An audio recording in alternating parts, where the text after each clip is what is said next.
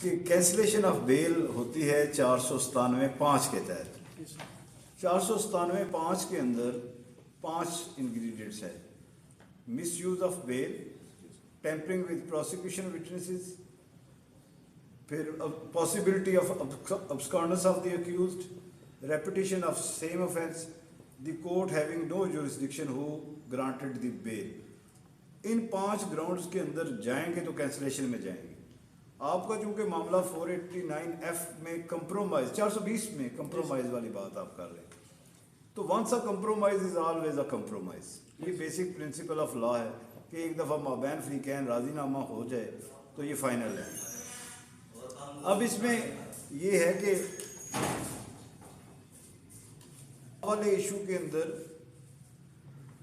Compromise हुआ on conditional ground, और उसमें उसने एफिडेविट भी सबमिट किया बिफोर द कोर्ट। आपका कहना यह है कि वो एफिडेविट एग्जिबिट नहीं हुआ, लेकिन वो पार्ट ऑफ रिकॉर्ड है, और ऑर्डर शीट में ये लिखा हुआ है the compromise has been affected between the parties on the basis of some document.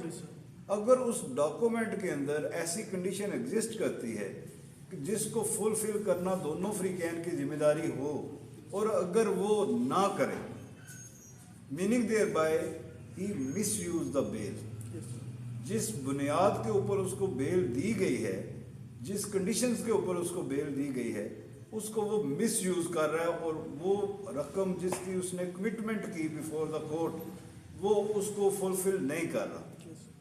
और कानून के मुताबिक कोई भी किसी भी किस्म की कोई कमिटमेंट बिफोर द कोर्ट हो तो 129E ऑफ कानूनी शहादत आर्डर 1984 वो अप्लाई करेगा, तो उसको सेंटिटी ऑफ ट्रुथ हासिल होगी जो कोर्ट प्रोसीडिंग होगी।